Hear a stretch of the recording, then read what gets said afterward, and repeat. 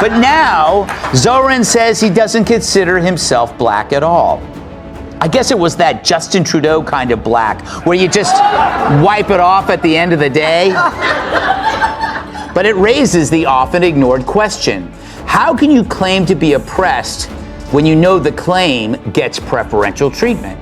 I mean, why would anyone voluntarily choose an identity that supposedly holds you back unless you knew it could actually move you forward?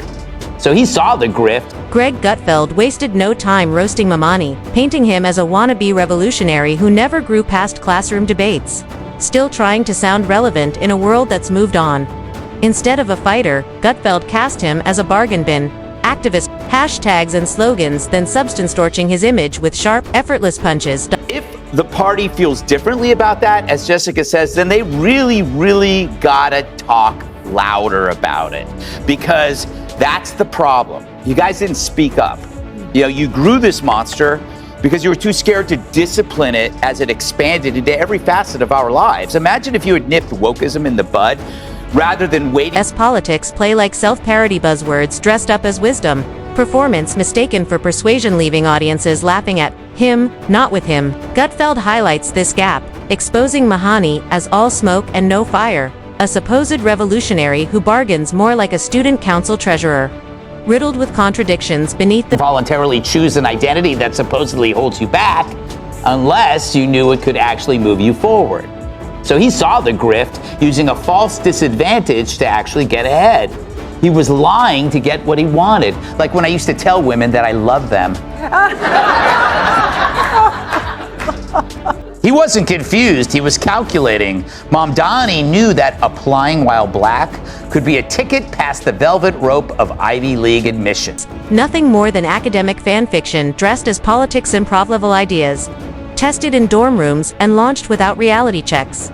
He rails against capitalism on his iPhone, bashes landlords while renting, and claims solidarity with workers. In jargon no one understands, the hypocrisy is so blatant it writes the roast itself, and Gutfeld delivers it with surgical. No idea what he's doing, he just does things. And how can you lead if you actually don't have any experience in anything? Exactly, and he didn't know what he was walking into, but that's emblematic of his entire campaign, is everybody else lifting up the weight for him while he takes the credit. That's communism right there, right? And I think that we're also missing the fact that in that video, like, that is the most world famous teabag I've ever seen in my life. NDANI single quotes S rhetoric feels recycled because it is stitched together from activist starter pack slogans that trend briefly but crumble under scrutiny. Gutfeld exposes how his speeches substitute borrowed outrage for ideas and chest-thumping theatrics for solutions, making him less a leader of movements and more an open mic host, handing the spotlight to the loudest, shallowest voices. Others dispute the claim, saying the policies equally impact Puerto Ricans.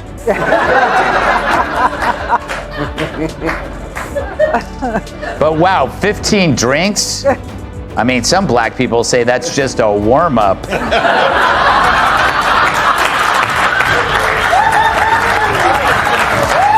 Yeah, she's a lush. Tears into Mamdani's fake radicalism, rebellion with guardrails, revolution with an off switch. He postures like an insurgent but comes off more like a motivational speaker, nobody hired. Raging at the system with the intensity of a Wi-Fi complaint. It's all curated outrage with zero risk, and Gutfeld cuts through the act, reminding everyone that real disruptors don't rehearse their revolutions. 2009, Zohran Mamdani, or whatever, the Socialist Democrat nominee for New York City's mayor, identified as black or African American when he applied to Columbia University. I guess there was no box for trust fund communist douche. Gutfeld's sharpest blows land when he dismantles Mamdani's faux intellectualism grandstanding, in jargon-heavy speeches that sound more like grad school essays than truth to power. Beneath the pretension lies nothing but ego, with ideas evaporating as soon as the smoke clears. Gutfeld mocks his staged hand gestures, dramatic pauses, and rehearsed fury, exposing Mamdani not as a man of conviction, but as an actor, endlessly auditioning for a role he'll never earn. Progeny of Hollywood and academia tried to leapfrog over everyone else. And that's Mamdani's background. Dad's a professor, mom's a director, both Indian, making him Indian. Because he was born in Uganda, yes, born and not descended from, he checked the black box. That's like claiming you're Hispanic because your mom went into labor at Taco Bell. Gutfeld flips the script, exposing the irony that his career exists only because of the very system he condemns. He isn't dismantling institutions, he's milking them, thriving on the platforms and paychecks they provide while branding himself their enemy. Gutfeld ridicules this contradiction, painting him as a protester stuck in permanent audition mode, louder in self-praise than in results, a political karaoke act where the tune is familiar, but the performance never matches the Democratic Party are like parents of a criminal teen who raised him without any discipline or common sense, and then you released him into the wild, i.e. our world, and now we have to deal with it, and now you're going like, yeah, I predict that when he gets the nomination, Gutfeld ramps up the roast by exposing Mandana's public image as pure costume, a self-styled underdog who mimics the look and language of rebellion without ever touching its grit. Behind the slogans lies a politician inflated by his own delusion, convinced he's dangerous when he's anything but. Gutfeld mines this gap for comedy, showing that Mamdani doesn't shock audiences, he bores them. His revolution is a rerun, his politics derivative mediocrity tailor-made for mockery. That is to cheat on a bench press. And listen, when you and I were hanging and banging today, we were down there hey, don't get it twisted. He might be a 27-year-old virgin, but he can throw bench with the best of them. And we were down there,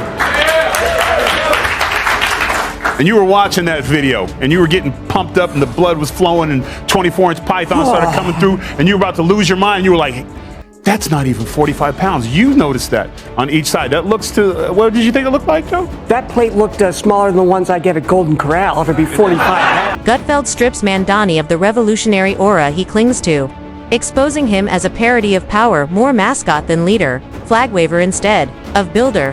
His image as a fierce insurgent collapses into vanity, theater, and contradiction. Mocked punchline by punchline until nothing remains but ego and rehearsed gestures, Gutfeld hammers the hypocrisy of a man railing against elitism while embodying it, leaving Mamdani not as a serious legislator but as a political influencer posing for applause rather than shaping New York City. That is correct. And you are witnessing the rise of an attempt by the Democrats to figure themselves out. Mamdani. God, you guys just misunderstand the guy. The issue with socialism is they always believe that it just hasn't been perfected. Well, that was the whole point of capitalism. Capitalism doesn't have to be perfect to work. The only way socialism can work is if it's perfect, and that's not possible. The thing that kills me is they keep talking about, he's really hit the chord on affordability. You cannot find one example in history where socialism has made anything affordable. It's only made things awful and good things more. Mamdani's economic posturing, exposing his recycled theories as fantasy economics, a bedtime story where wealth rains down without effort. He mocks the naivete of dismantling prosperity's engines while preaching redistribution, making it impossible to take him seriously. Gutfeld also skewers Mamdani's hollow activism, showing how his solidarity with workers is staged, from ivory towers and how every cause becomes a prop in his branding routine. Protests, pressers, and sound bites all blur into a runway of self-promotion, with Gutfeld portraying him less as a leader and more as a man, endlessly auditioning for relevance. Yeah, let's go! Hey! Up! Hey! Let's go! Hey, baby!